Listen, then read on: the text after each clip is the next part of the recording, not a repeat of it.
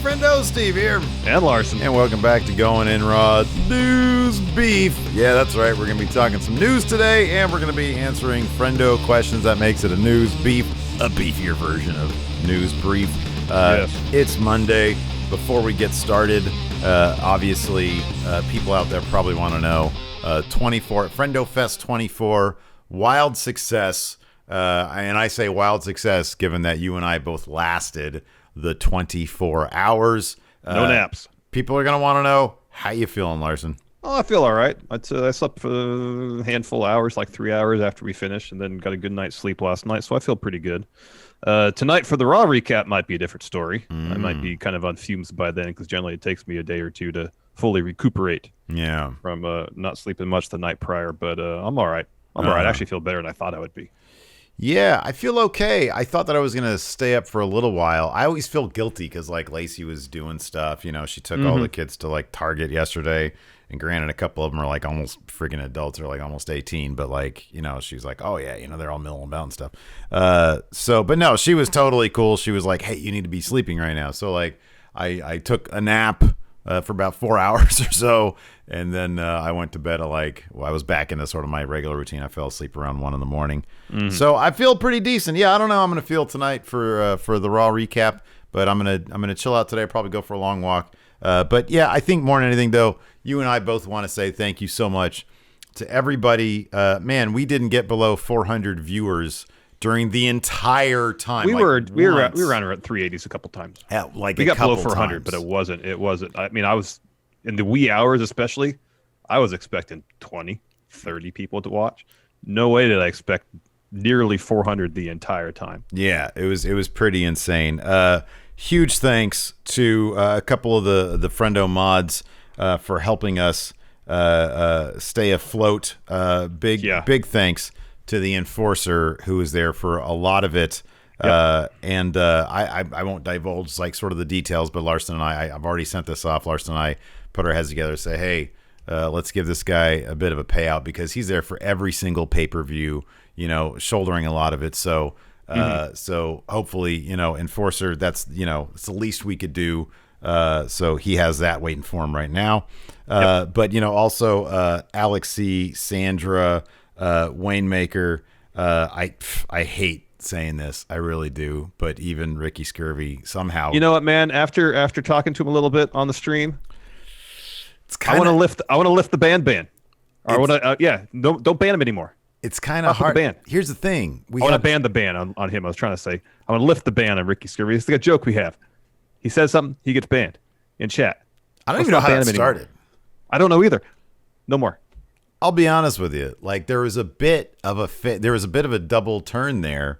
Ricky Scurvy face turn.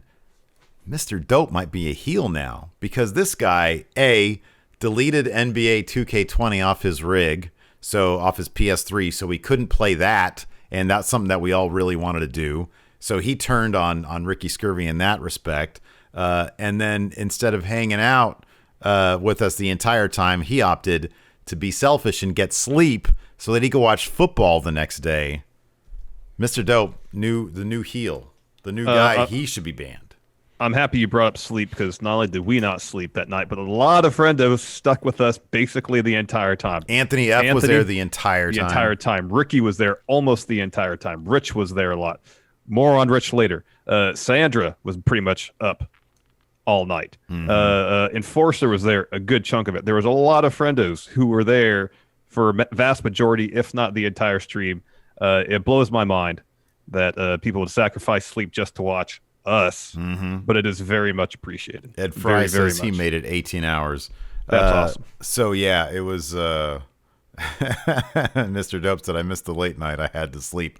Okay, that's something that a heel would say. Only a true heel would say. Look at all these faces in here saying, yeah, man, I was there for only, you know, for 18 hours, 20 hours, the entire time. Night by night said I made it. Full 24. And we got to give a special shout out to Rich. Generosity that it was literally overwhelming. I didn't know what to say. It was crazy. He was talking about these care packages he was sending to us.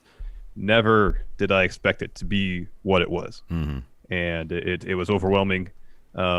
and we can't thank Rich enough. Yeah, it's pretty great, and he was sort of typified like a lot of.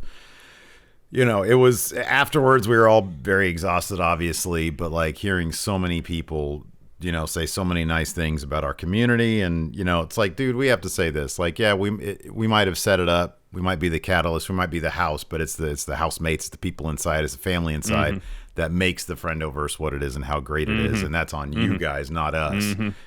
So thanks to everybody out there for all your generosity.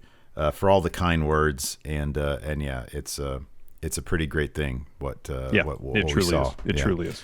Anyways, let's get right into the news. First up, let's see here. We've got a word of a couple WWE returns on the horizon. First up might be pretty glorious. Larson, what's going on? Yeah, so Robert Roode, has been off WTV since before the pandemic, but WrestleVotes is reporting. I should not drink sparkling water before we start a podcast. Wow, yeah, that hits pretty hard, yeah. But WrestleVotes is reporting that the Glorious One could be back on our televisions very, very soon. Next time you feel that coming on, just throw me the X, and I'll know to take over. Oh, all right. Very well. Didn't someone do that in Being the Elite? I didn't. I was watching something else. I was watching something else. What was I watching today? I was watching something and somebody threw up an X. Like, oh, no, it was. It was when Ortiz was getting poked. He threw up the X. So this is what WrestleVotes have to say. Quote, Robert Roode has been away for months. That part was funny. Is expected to return to Raw within the next week or two, possibly even tonight.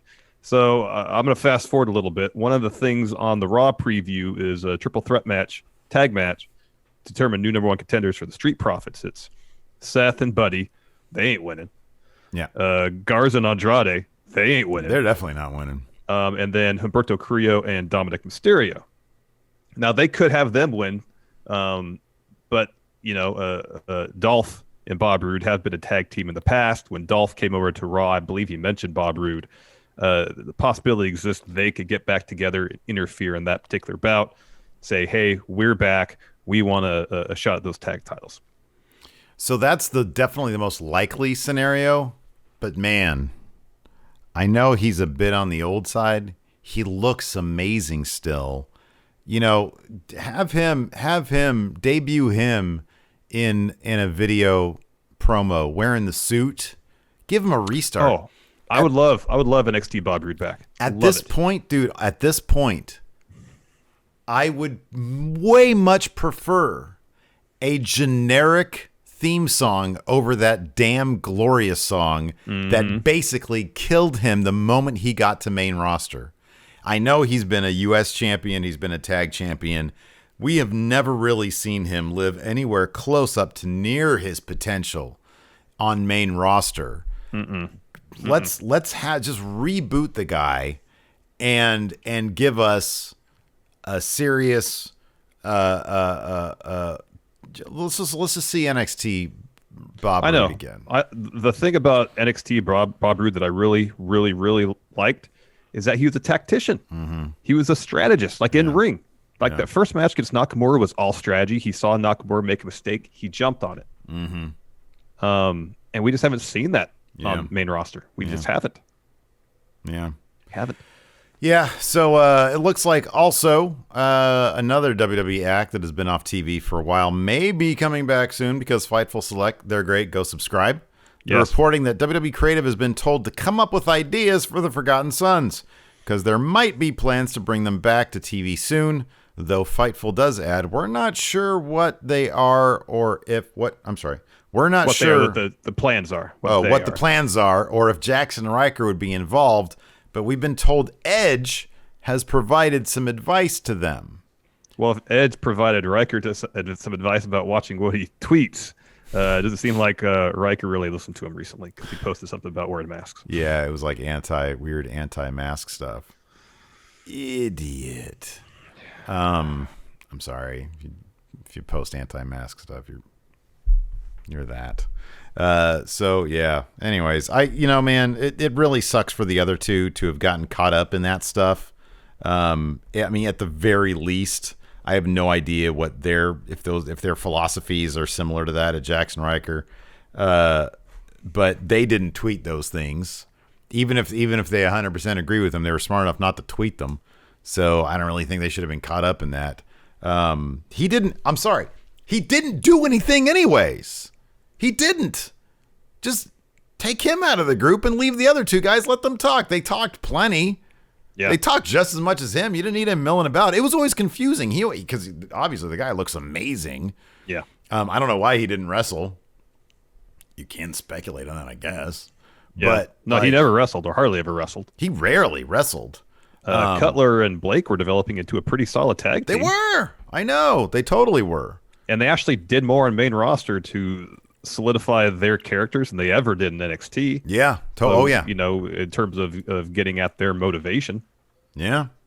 Yeah. And, I mean, it seemed like if they wanted to follow through on what they had established with Cutler and Blake, they could have done an angle where they kicked Riker out of the group and could have moved on. But I guess they thought, well, given the heat Riker had generated, just take him off TV. Yeah. Figure out what to do, and then once new plans are in place, go from there. I guess that seems to be what they're doing. Yeah. Well, hopefully they will have an opportunity to continue on their careers and elevate themselves. All right, before we continue, here's a word from the sponsor of today's episode, Indochino. Finding clothes that fit you just right can be incredibly challenging, but with Indochino, you can get custom-fitted suits, coats, and casual wear at surprisingly affordable prices. I imagine I'm like a lot of guys out there who are kind of in between sizes. Can't tell you how many times I bought a pair of pants that fit great around the waist, but were a little tight around the legs. But after booking a virtual style consultation at Indochino.com and sending in my measurements, I got a great pair of pants that fit perfectly at a great price. Now I know I got pants I can wear for basically any occasion, and they look great, and I didn't have to spend a bunch of money to get them. Yeah, I got a dress shirt that fits great and looks amazing through Indochino without having to leave my house. With Indochino, you get to customize everything from the fabric to the lining to the lapel shape. And since your order is made to your exact measurements, it always fits perfectly. So forget off-the-rack suits that don't fit different body types. Indochino gives everyone a tailored fit. Visit one of Indochino's showrooms across North America or book a virtual appointment and shop online at Indochino.com. And right now, you'll get $30 off any purchase of $399 or more when you enter code RAW at checkout. That's Indochino.com, promo code RAW. Last Friday, let's talk about another potential return. Last Friday, we talked about a report from PW Insider that former WWE star Melina was coming back to the company. But she took to her Facebook to say, quote, I am not signed with the WWE, but that doesn't mean it's not a possibility. My reason for this post is that it bothers me that these sites lie to fans. One day I'll come home, but when the time is right. So if it doesn't happen now, I'm sorry you thought I was returning. If it does happen, well, these sites ruined a great surprise.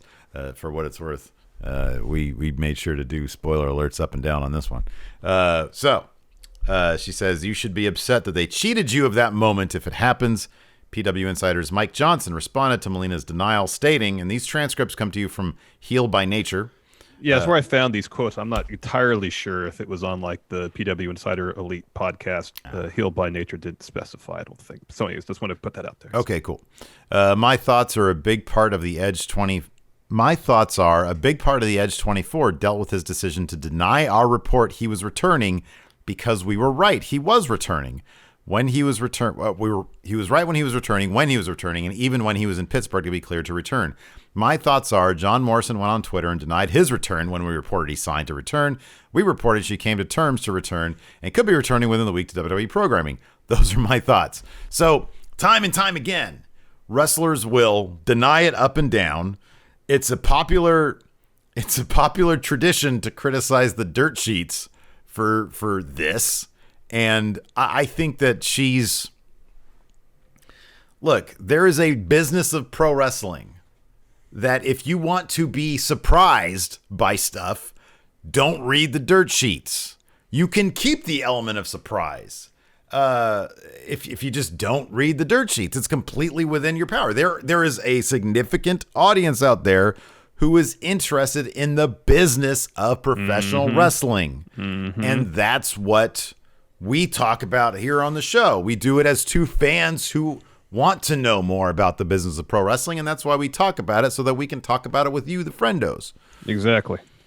So I mean, even from what she's saying here, it kind of still sounds like she's with the company, because I mean, she says just because I'm not coming back now doesn't mean I'm not going to come back, which could be tomorrow, next week, could be whenever. Yeah. But yeah, I don't know.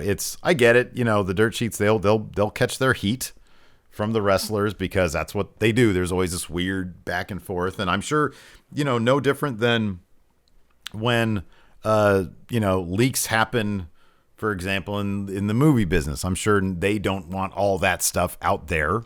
Sometimes they do, sometimes they don't. But once it's out there, yeah, it's out there. Yeah. So yeah. Anyways. Speaking of what's out there, new Being the Elite came out today. Yeah. Because of Brody Lee, Dark Order, we have started watching BTE on a regular basis. And it's usually, some of the best 15 or 20 minutes of my Monday. Let's get into it. Another show-stealing performance from the Dark Order. Centerpiece of which, there's two segments with them. The first one is pretty solid because they were wondering why Britt Baker wasn't actually a baker. But your name is Baker. Because they wanted to add more members of the Dark Order who had different vocations, different skills. And they thought Britt, last name Baker, could add something to the group because she could bake food. Of course, she's not a baker. She's a dentist. Yeah. And they respond to that by saying, we already have really good dental. We already have really good dental. I'll be in your fucking group is what she said. Quick shout out here to Craig. Craig Skitz rating us with a party of 61. How's it going, buddy? Hopefully you're doing good in your new endeavors. Check out his podcast. You can check out his Twitch channel at Craig Skitz, Skitz. Yeah. Thank you for the Craig. raid, buddy. Hope you're doing well, man. Hope you're doing well. The other segment saw members of the Dark. Actually, there's three segments of that bit where Stu Grayson was yelling at Uno about how he wanted to get back at John Silver for framing him over the bathroom scene the previous episode, right? Yeah. Saying he wasn't scared of anybody, and then Anna Jay walked in. He apparently is somewhat frightened of her. Yeah. That was pretty good. Best part was when Silver and Reynolds come up into the room with Silver on Reynolds' shoulders and Brody Lee's trench coat over him. The classic comedy trope. I immediately thought of you because I know how much of a fan you are of the two guys stacked on top of each other with the trench coat made to look like just a really tall guy. And so Silver's doing his Brody impression, cussing at everybody, screaming at him. And then Brody Lee comes in and just screams at him. And the first thing he does is order Alex Reynolds to get Silver off his shoulders. He goes, I don't want to look up. I don't want to look up. I don't want to look up. I'm not going to look up. And so he's screaming at him. Sue, Trent's mom, walks in. And everybody's just like, oh, hi, Sue. Yeah. Oh, like everybody loves Sue. Even the Dark Order. Yeah. So she hands them a bag of food, and they're all very appreciative. Like Stu Grace is calling her mom. Yeah, like everybody loves Sue. Yeah. As soon as she leaves, Brody Lee grabs that bag of food and just chucks it at the floor with all his might and starts yelling again. It was great. Sue comes back in, says, "What's going on here?" And then Brody Lee says, "Silver doesn't like your food," and he has some papers in his coat pocket underneath. Hands them to Sue, and Sue throws at Silver, but doesn't reach Silver. Yeah. It pretty much instantly falls to the floor. Everybody starts laughing. And Brody tells to her, through laughs, pick it up and throw the papers at him again. Yeah. And so she does. They connect, and then still trying not to laugh, Brody Lee says, Silver, fall to the floor. Fall for Sue. Fall for Sue. So he starts acting like he's melting, though. He doesn't like bump or anything like that. He just goes, ah! Yeah, he's down the floor like screaming and stuff. Yeah. It's great. Brody's like, oh, thank you so much, Sue, and like, walks her to the door and stuff. It was fantastic. Brody Lee can do no wrong on being the elite in my mind. He's so dang funny. Oh my God, it's so great. And then there was another segment where Santana was the victim of Sue's what do you call those things? Voodoo dolls. Voodoo dolls. Both Santana and Ortiz. Yeah.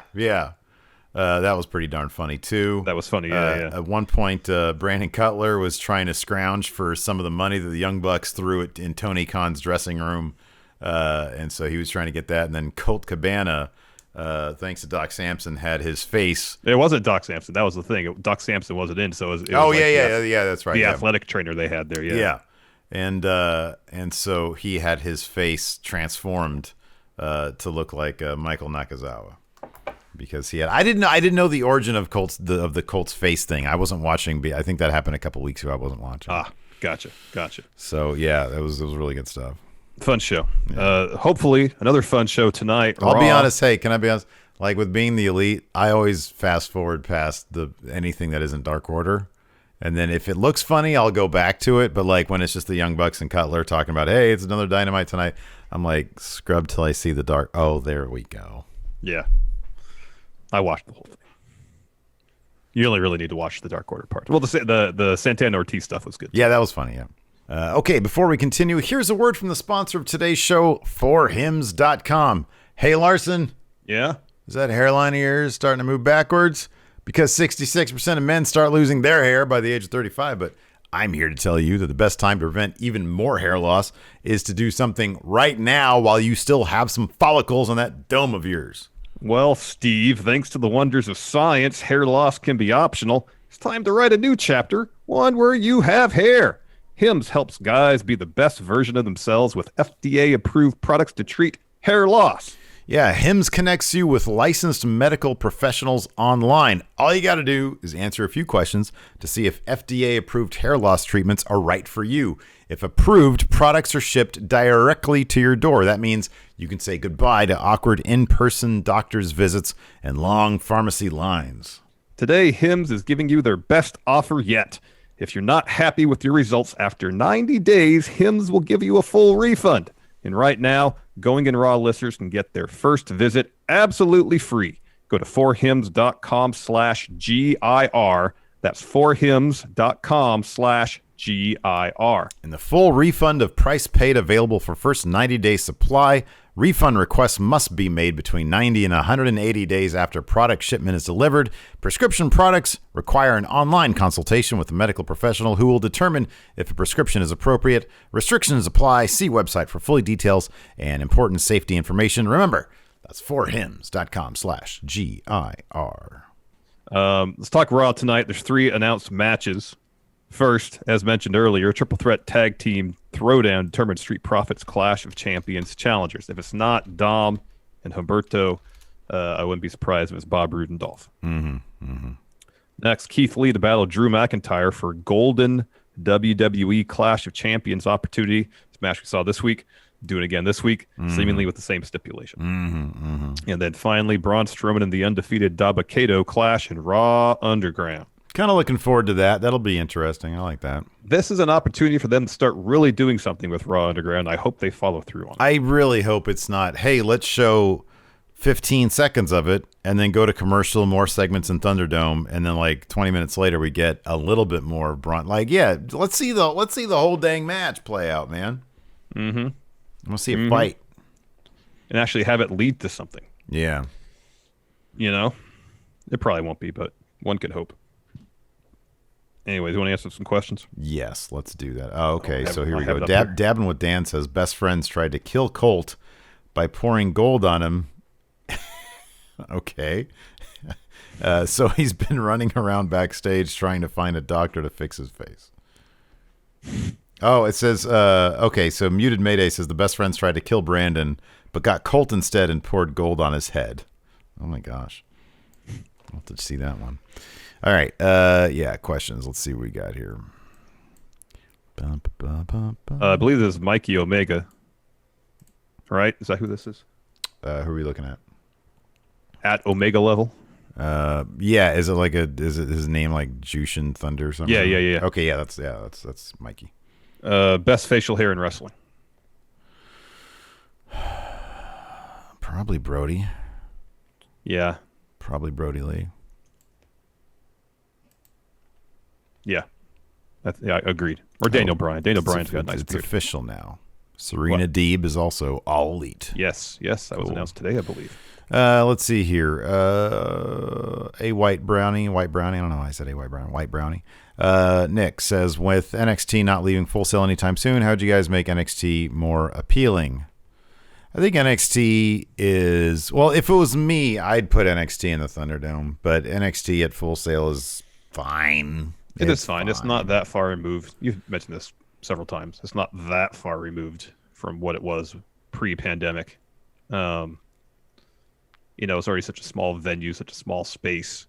Yeah, the atmosphere isn't quite the same, but, in terms of the crowd response to matches, it's still something. Mm-hmm. It's still, some measure of what it was before. I think it's as close to before as any of the other shows are close to before. Mm-hmm. Yeah. Patrick Sparks, B-Man. One superstar from WWE, AEW, New Japan, and Impact to make a team to solve a murder. Who do you pick and why? So you have to pick a team that's comprised how many people? 4. One from WWE, one from AEW, one from New Japan, and one from Impact.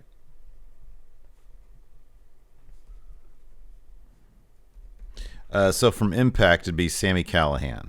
Agreed. Because you need the computer computers. Guy. He knows computers. Right. From WWE. I'd take Xavier Woods. Okay, can I throw this one out there? That makes all the sense in the world. Mustafa Ali is a former cop. That's true. Okay, yeah, true. And on top of that, he's probably going to be the SmackDown hacker, so he also potentially knows computers. Computer stuff. AEW. So you've got a librarian. You got 2 librarians. You've got... Well, you could have a librarian then and change the gimmick slightly so they're legal librarians. They know the law. Okay. The ins and outs of the law. So we'll do Leva. Okay. And then from New Japan.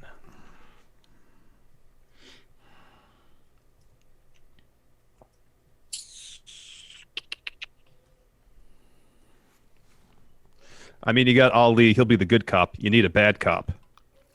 Minoru Suzuki. Your answer to everything New Japan is Suzuki. I mean, it's because it's always the right answer. There are no other police gimmicks in... Well, I mean... everybody's saying it should be Yano. I mean, this isn't a comedy. Yeah, I suppose it could be. All right, Yano. All right, fine. I'll Yano. go with Yano also. Very well. Another one for B-Man. Brawl for all, but it's all game show hosts. Who wins? Oh, wow. Who do you think legitimately was like the toughest game show host? Man, we were watching. So last night, obviously, it was Sunday, and we were trying to watch late night Family Feud, classic Concentration. Yeah. But instead, because it was a Sunday, they were playing some crap called Beat the Clock. It was like that. It was so I don't know how long it was on the air, but I know this episode was from like the late 70s. It was sometime between 78 and 81 because somebody from Vegas was on it, and that's when that show ran. Yeah, that show was this show Beat the Clock was the worst piece of crap. It was terrible. It was terrible. It was so bad. Anyways, well, I mean, if you believe him, Chuck Barris was a member of the CIA. Oh, man. Yeah, that's a good one. That's a good one. Yeah, for sure. Chuck Barris. Let's see here. Yeah, Jamie Devlin. This is a great one. With you saying the Roman Jey Uso match should be a brutal beating down of Jey by Roman, do you think rather than Roman pinning Jey, it should be so bad that it's a ref stoppage? Yeah. Yeah, definitely. It should be an uncomfortable ref stoppage. Yeah. Totally. Noob and Company, do you think Asuka's second run with the Raw Women's title will be better than the first? Also, do you think that WWE have huge plans for Asuka and the Raw Women's title moving forward? Yes, and I hope so. She definitely seems to be, at this point, like the standard bearer, like the person who just has it until they want to build up somebody that could potentially... I mean, it kind of feels like NXT Asuka at this point. Yeah. Yeah. Before we continue, here's a word from the sponsor of today's episode, NordVPN. Sometimes the internet can be a great place, but it could also be very scary, full of hackers trying to shoot on your personal data. But you can protect yourself with NordVPN. NordVPN offers double data encryption and lets you browse the web in private because NordVPN prevents data logging. In fact, NordVPN will never track, collect, or share your data because they have a strict no logs policy. And NordVPN is compatible with most operating systems, including Windows, Mac OS, Linux, iOS, and Android, and offers 24/7 product support and a 30-day money-back guarantee to ensure your satisfaction. NordVPN also has a super handy and user-friendly Chrome extension and provides unlimited bandwidth on super fast servers with up to 6 simultaneous connections. And right now, Going in Raw listeners can get 68% off NordVPN, only $3.71 per month. Plus, you get an additional month free at nordvpn.com/raw or use the coupon code RAW. Anthony Tobias, with SoFi Stadium being pretty open with wind flow, is it possible to get WrestleMania with a smaller crowd like the NFL has done with some places? I will guarantee you by then, yeah, they're going to try to do that. If the NFL can get away with it. Well, hold on a second. Are there I'll put it this way. At WrestleMania, there will be fans. It'll be whatever percent capacity, but they're going to figure out, okay, well, if any number of these sports outfits can do it, we can do it. I will say this. I think it'll have to be more widespread than it currently is because there's only a handful of NFL teams that are allowing fans into their venues. Yeah, isn't it like Kansas City is one of them, I think. And then Jacksonville is the only two I'm aware of. I think California would have to loosen some of the regulations they've had as far as allowing people in sport venues. Yeah, I'll put it this way. Depending on that, it wouldn't be at SoFi. It'd be wherever, whatever state would open it to fans at like even whatever 25% capacity with an upper limit. Yeah. I think April is far enough out there that there's going to be fans somewhere, and it'll have fans. Oh, Cleveland did it too. Okay. Oh, all right. Dallas had 21,000. They have a huge stadium though, like an 80,000 or more, like 100,000. Oh wow, it's huge. I'll put it this way: WWE will do everything possible. Yeah, if they see the NFL doing it with 20% capacity, yeah, they'll try that. Sean Lathrop, how many wins are the Patriots and Eagles getting this season? The way the Eagles season is going so far, not very many. Aren't the Pats 0-2 at this point? They lose their first game. They lost yesterday. I know. I thought we lost our first game.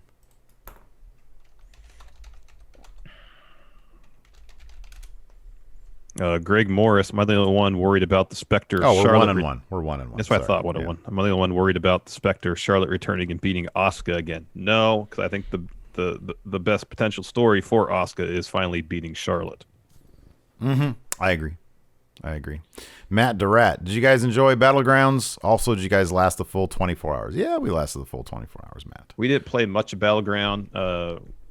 What we did, granted, it was very little, so it's hard to form an opinion on so little game time. Yeah, you're right.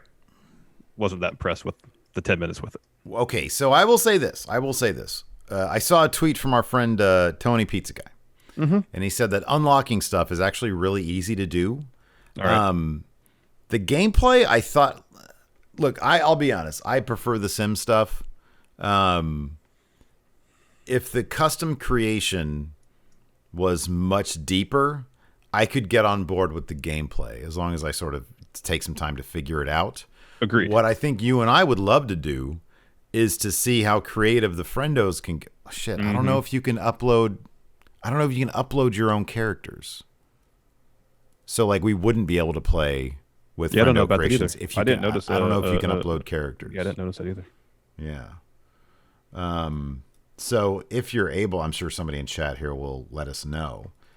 We'd love to for like Patreon content because we're going to start playing Battlegrounds in some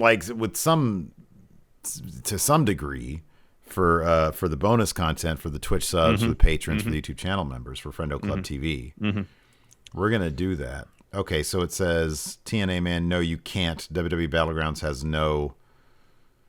What I don't know what CC stands for. Custom character, create a character, I don't know what that means. Well, it doesn't sound like you could do it. It doesn't. Yeah. W.S. Fletcher, hey, Friendo Nation, how is everyone doing? Doing good. Doing good. Doing good. Doing good. Here in chat, community creations. Okay, that's what I thought it was. Rocco Certified says, what's the origin of the Dijak Arby's stuff? So when we first heard Dominic Dijakovic speak, we both felt that my immediate impersonation of him was David Puddy from Seinfeld. Yeah. And one of his more memorable lines was, feels like an Arby's night. Yeah. So whenever we reference the Magic 8 Ball or that's right. Dijak just sort of sounds like Patrick Warburton. Bogus, man. It's bogus, man. I'm hearing retribution because you guys are bogus. So there you go. There's the origin of that. Greg Ames, who was the ruthless aggression era Mount Rushmore? It's a good question. I mean, Cena, Angle, Eddie, and Benoit. I'm going to have Cena, Orton, Angle, and Edge. What about Lesnar? Well, Lesnar's only really there for like a year. He's there for a year. Cena, Orton's good. Who do you have? Cena, Orton, Angle, and Edge. Hard to go wrong with any of those. But you could just as easily put Eddie in there. Come on, put Benoit in there, coward. You're right. Benoit can't go on a friggin' Mount Rushmore of anything. Mount Rushmore of singles action.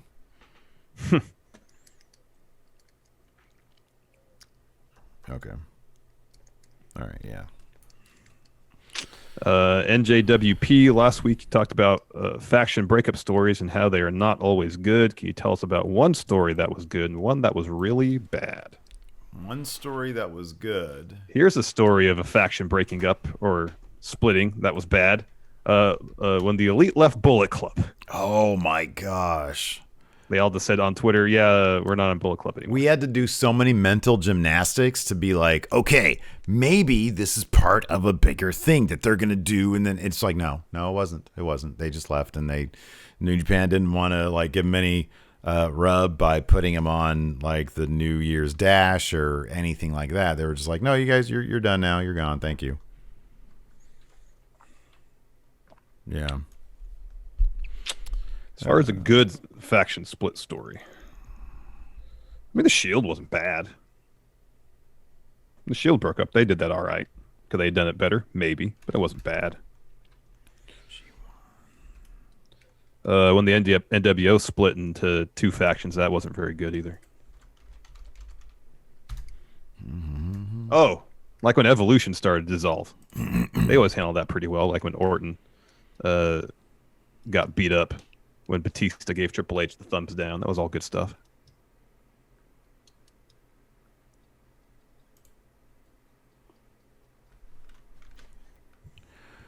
Let's see here. Do you want to talk real quick? Because we have time. G1 results. Sure, we can do that. I haven't watched any of them, but I got night 2 here. I don't have night 1. I've got night 2. And I'm curious if anybody in our chat watched any of night 2, what matches they would recommend, because everybody was talking about Ishii versus Suzuki night 1. Yeah, I heard that was really good. Because I want to know which matches I should watch. Night 2, Juice Robinson came back. Feels like a Blues Brothers gimmick now. Really? Yeah. What? That is out of left field. Ishii, so Juice Robinson defeated my favorite Yoshihashi. Yeah. Yano defeated Sonata. I wonder if that was anything more than just a Yano match. Because like for the G1 last year, he totally brought it. Yeah. Let's see here. Wow. Emo Goo says night 2 was not that great.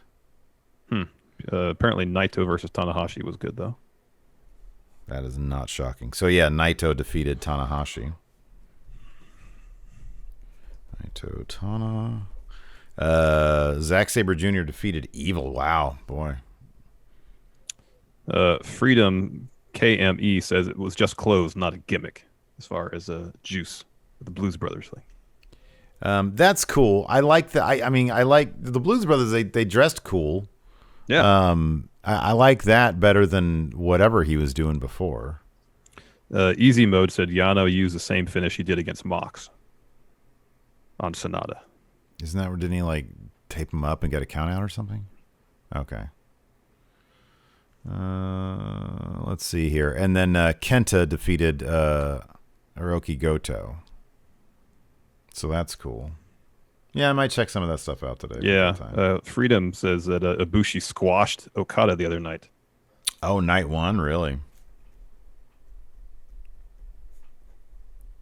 I kind of wouldn't mind seeing something like that. That sounds fun. Joe Juarez says he taped him to a young lion. Oh, okay. Yeah. That's dang funny. That is pretty funny. Well, apparently someone else says it wasn't a squash. Ah, controversy. Panda Police Club here on Twitter asks, what superstar from NXT could you see them building up as a mega babyface in order to take the belt off Roman? And why is it Bronson Reed?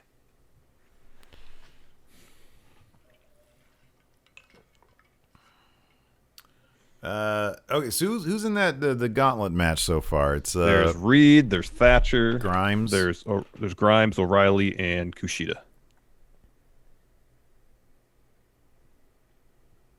Yeah, they could. Yeah, it could be Bronson Reed. Yeah, of that group, it's Bronson Reed. Of that group, yeah. I'm trying to think of anybody else.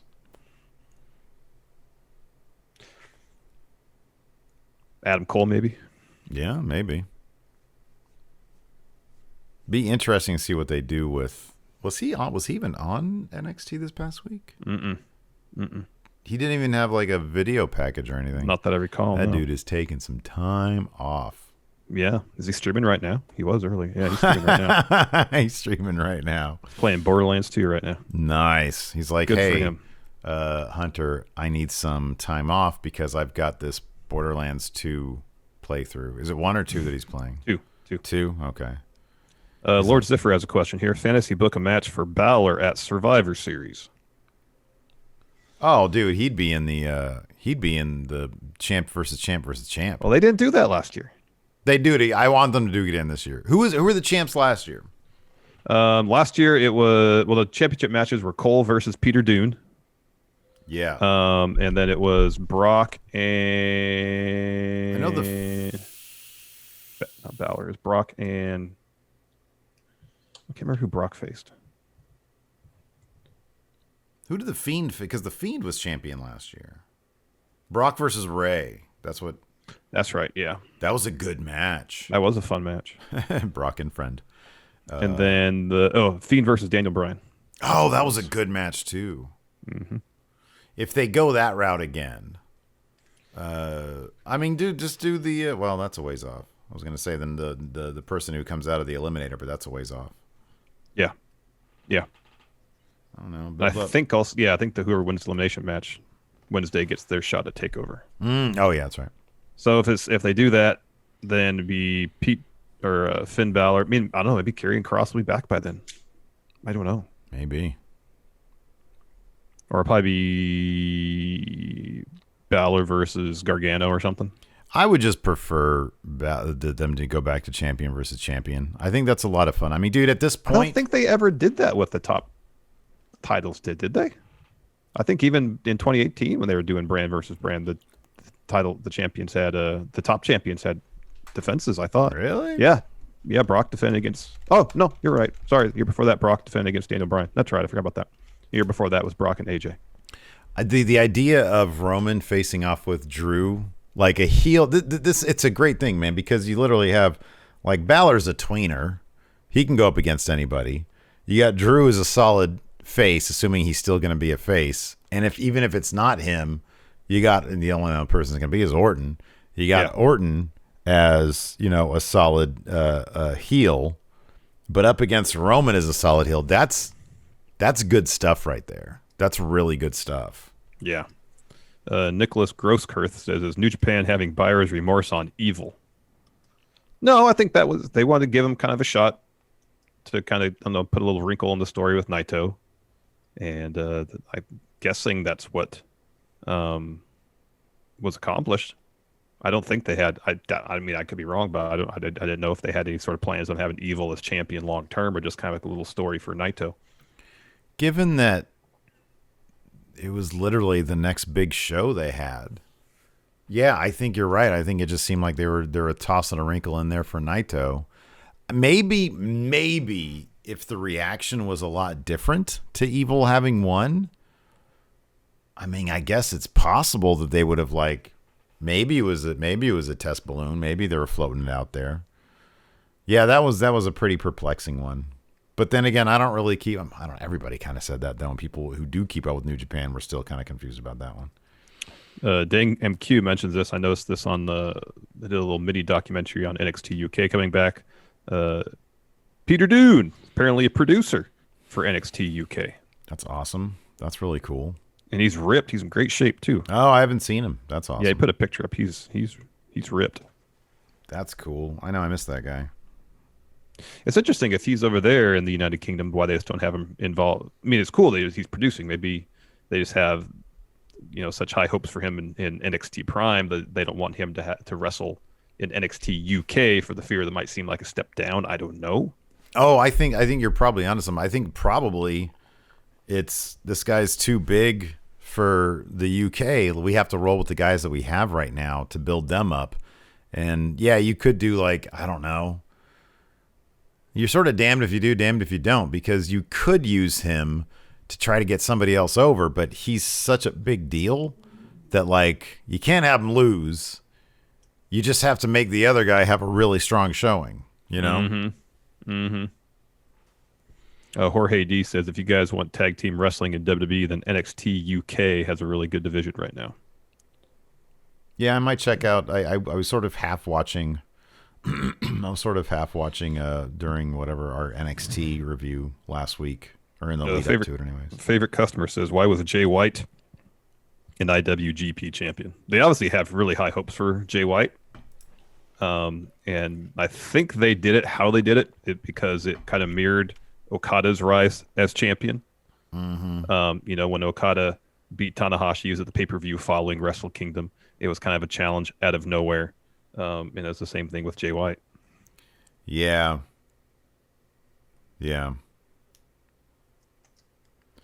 I wonder if because we had always thought this too. Joe mentions Omega had left the company and they decided to basically just plop in White for the rest of that booking, which given that White didn't have the history that Omega had, sort of, I was never a huge fan of that move and his title run.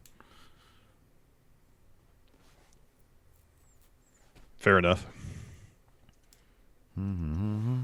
Anyways, that's kind of it for today. We're going to be back tonight with our Twitch live recap of Raw, Monday Night Raw, the show that WWE does on Monday nights. We're going to recap that. We're going to do that. We'll see how we feel tonight, but we're definitely going to be there. So thanks for tuning in. We appreciate it. Until next time, we'll talk to you later. Goodbye. Be a part of the best pro wrestling podcast today at patreon.com/Steve and Larson. Enjoy tons of bonus videos, including patron-only live shows, gameplay, and vintage 10 for the wins, access to podcast question threads, the Friendo Care Package, and so much more. Support Going In Raw today at patreon.com/Steve and Larson.